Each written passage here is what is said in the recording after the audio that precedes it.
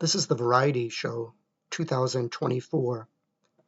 I find it interesting that they label each generation by what age group everyone is in. So I'm middle-aged, and I'm part of Generation X, or Gen X, what they call, which means, I grew up I have memories of the 1980s and 1990s.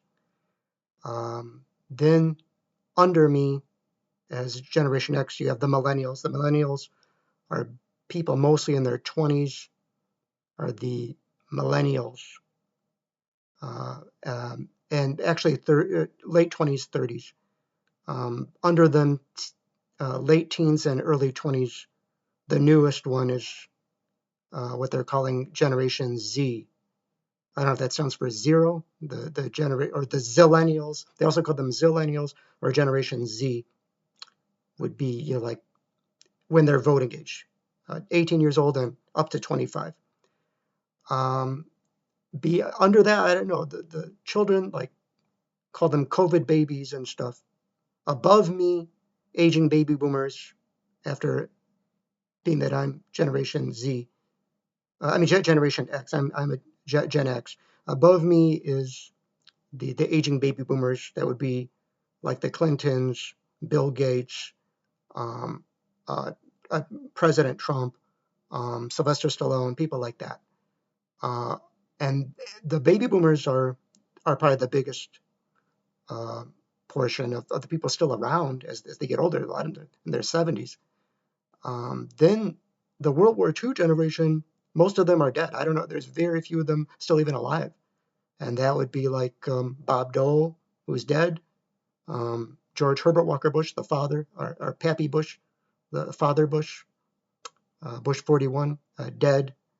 And those were with Pearl Harbor, and when all that was going on, they served in World War II.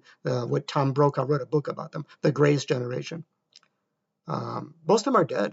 There's very few World War II generation people alive, but there are some alive that are very old. And so it's interesting that they label this generation. Now, I think you take all those labels and you should just call it the smartphone generation, because the smartphone is just of all ages, but the millennials probably the most. I just see everyone using smartphones, so I just think everyone's going like this all day on smartphones. They just call them the smartphone generation, the iPhone generation. Then they're all the smartphone generation. That's really what they are. They just came out with the Apple iPhone 16. Now, what is that supposed to mean?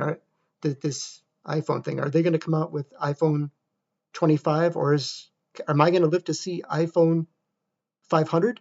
I mean, this is getting ridiculous with these iPhones. I mean, iPhone 16, and the thing about iPhone 16 is the main thing is more and more they're using artificial intelligence. They're using AI, and Apple iPhone 16 uses